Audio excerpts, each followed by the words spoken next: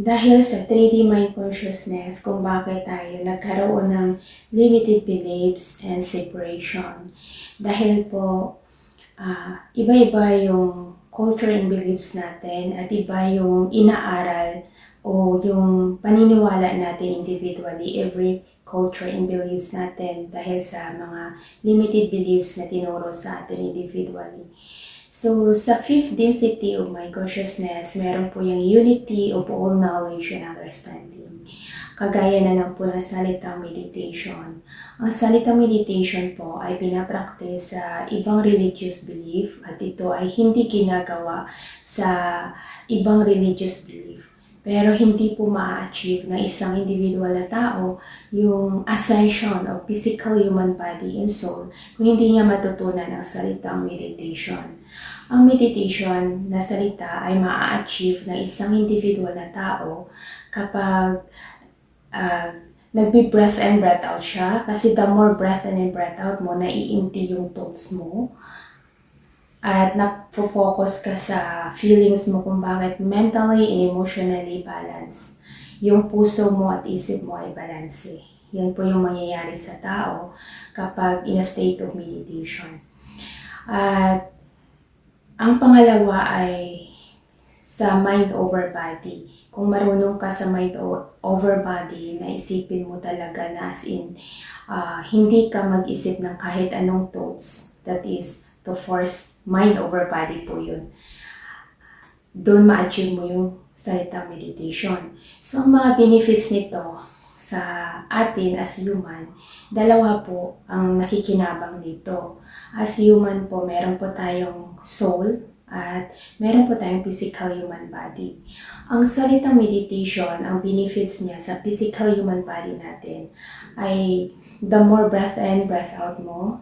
Yan po yung breathing exercise ng katawan natin, which is very helpful po siya sa heart ng human para po makacirculate yung oxygen natin and blood sa katawan natin from head to toe.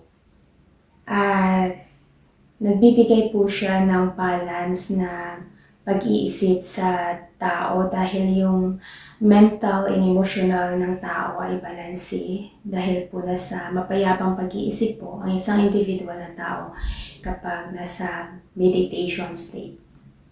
At ang benefits nito sa soul ng tao, ito po ay nagpapa-improve ng visualization ng bawat individual na tao at nagbibigay po ito ng balance, mental and emotional sa physical human body ng tao. Dahil po, in a soul level, meron po tayong yin and yang o yung feminine and masculine energy na kailangan po natin i-balanse. Sa meditation state, mababalance din natin yan. Dahil po, sa soul level, it's all about energy na each energy kasi meron yung feelings na kayang maramdaman ng tao at ang feelings ng tao ay meron po yung katumbas na word, may mga word po yan. Kung bakit sa soul level, kapag nag-meditate ka, mababalance mo din yung yan and yang mo sa katawan mo.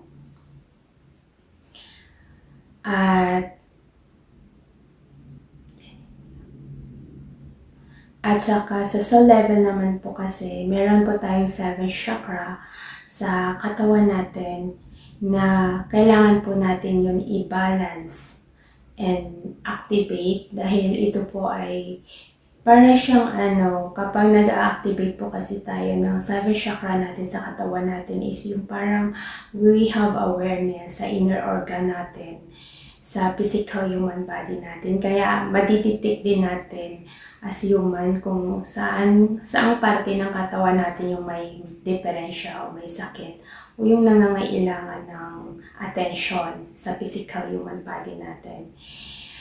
During the meditation state, doon mo mararamdaman lahat ng inner organ mo dahil yung focus mo is nasa feelings.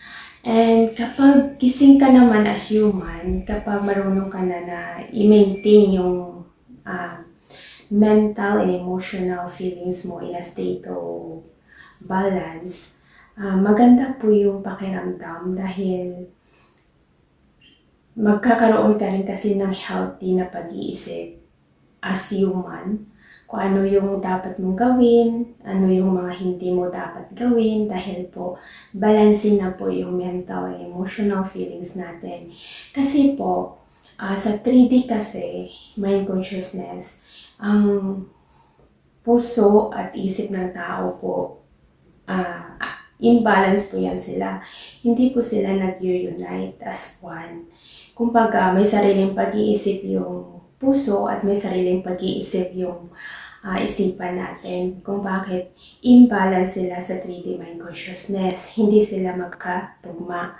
Pero sa 5th density of mind consciousness, magtutugma po ang puso at isipan natin. Dahil po sa balance ang mental and emotional feelings ng tao, kung bakit we need to follow our heart. At kung ano po ang sinisigaw ng puso natin, yan po ang ginagawa natin. Kung bakit our decision making is manggagaling po siya sa inner self natin, sa soul natin, at yun ang ginagawa, yun ang magre-reflect sa physical human body natin. Kumbaga, kung magiging sino tayo in this physical human world is kung sino tayo sa soul level, kung ano ang sinisigaw ng puso natin, kung ano yung laman ng puso natin, yan ang magiging sino tayo in this physical human world. So parang from inner to outer po yung magiging benefits niya in this physical human world. Yun po yung mangyayari sa